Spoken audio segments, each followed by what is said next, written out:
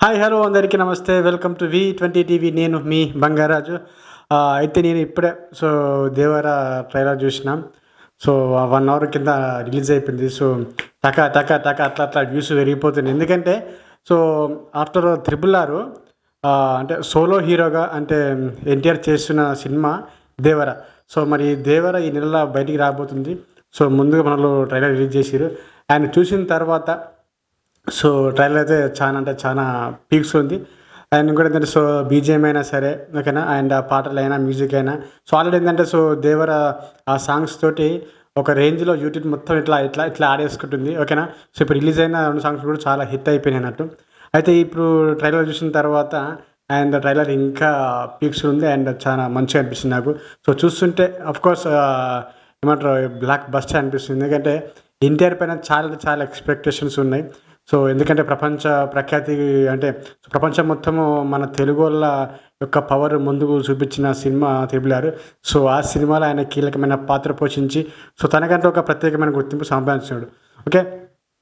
ఆ తర్వాత ఆయన నుంచి ఇంకా సినిమాలు ఏవి కూడా రాలేదు కాబట్టి కంపల్సరీ ఈ సినిమా పైన చాలా అంటే చాలా ఎక్స్పెక్టేషన్స్ ఉన్నాయి. ఓకే. చూద్దాం మరి 27th ఎట్లా ఉంటుంది ఏం కథ అని చెప్పేసి. అండ్ నేను ఇప్పుడు ట్రైలర్ చూసిన తర్వాత నాకు ఆ సినిమా స్టోరీ నాకేం అర్థమైందో నేను క్లియర్గా చెప్తా ఓకేనా. ఇది నా ఒపీనియన్ మాత్రమే. అది కావాలని చెప్పేసి కూడా లేదు సినిమా ఓకేనా. అండ్ ఫస్ట్ ఇంట్రడక్షనే ప్రకాష్ రాజు వాయిస్ తోటి అట్లా అట్లా అని చెప్పేసి వస్తుంటుంది అంటే ఒక చిన్న వాయిస్ వస్తుంటుంది బ్యాక్గ్రౌండ్లో. వచ్చినప్పుడు ఇంట్రడక్షన్ జరుగుతుంటుంది. అయితే దీంట్లో డైలాగ్స్ నాకు మన ఎన్టీఆర్ చెప్పిన డైలాగ్ అయితే మంచిగా అనిపించింది నాకు.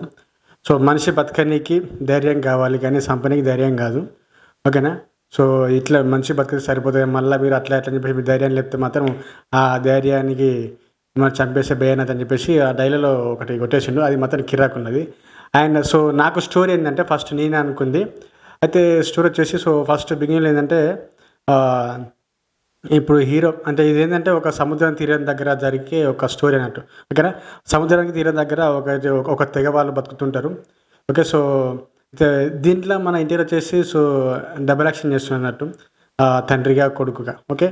ఫస్ట్ అయితే కొడుకు ఇంట్రడక్షన్ ఉంటుంది. కొడుకుతో పాటు కొడుకుతోటి కొన్ని సీన్ ఒక సగం స్టోరీ అయిపోయిన తర్వాత అండ్ తండ్రి స్టోరీ రివీల్ అయిపోతుంది ఏంటిది ఏం కథ అని చెప్పేసి ఓకేనా.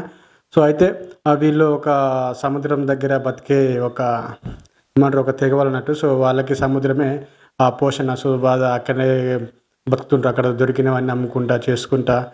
అది అది వాళ్ళ జీవన ఆధారం. ఇంకోటి ఏంటంటే ఆ తండ్రి వచ్చేసి చాలా పవర్ఫుల్ అండ్ కొడుకు వచ్చేసి వెరీ వెరీ ఏమంటారు చాలా డల్ అన్నట్టు, ఏమంటారు బాగా భయపడుతున్న వ్యక్తి అన్నట్టు.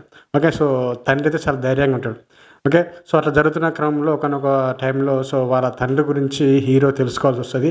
ఆయన తెలుసుకున్న తర్వాత దేవర అనే క్యారెక్టర్ రివీల్ అయిపోతుంది త్రూ ద ఏమంటారు ప్రకాష్ రాజ్ తోటి అది రివీల్ అయిపోతుంది అన్నట్టు. ఏంటంటే అప్పట్లో ఏంటంటే ఫ్లాష్ బ్యాక్లో 2 తెగలు ఉంటాయి.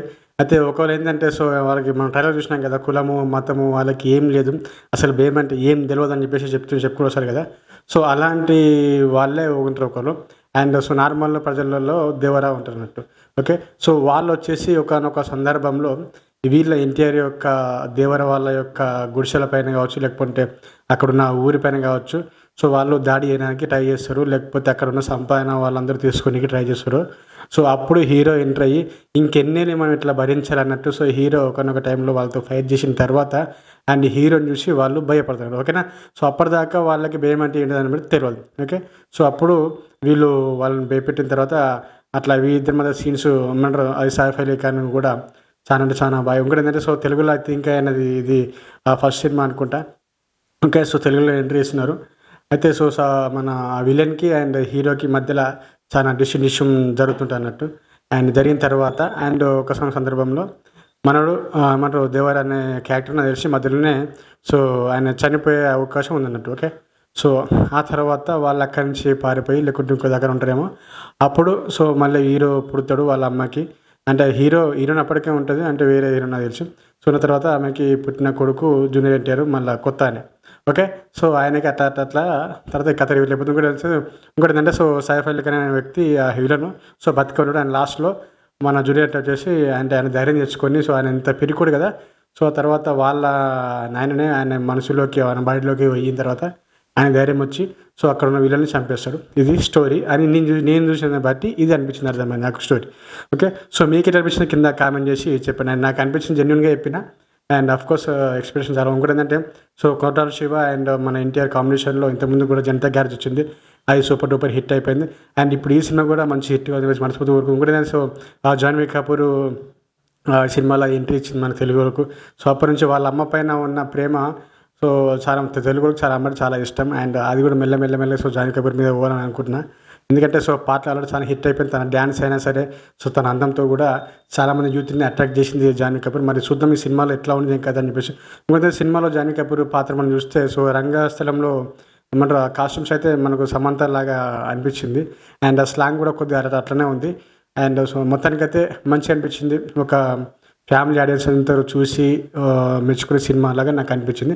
అండ్ మీకు అనిపించింది కింద కామెంట్ చేసి చెప్పండి. నాకు అనిపించిన స్టోరీ అయితే ఇది నేను అనుకున్నా, మరి ఏమో కానీ నాకు తెలియదు. సో సినిమా రిలీజ్ అయ్యాక మనం చూద్దాం. ఓకే గైస్, అది నా యొక్క దేవర ట్రైలర్ రివ్యూ. నచ్చితే లైక్ చేయండి, షేర్ చేయండి, కామెంట్ చేయండి అండ్ సబ్స్క్రైబ్ చేసుకోండి. Thank you so much.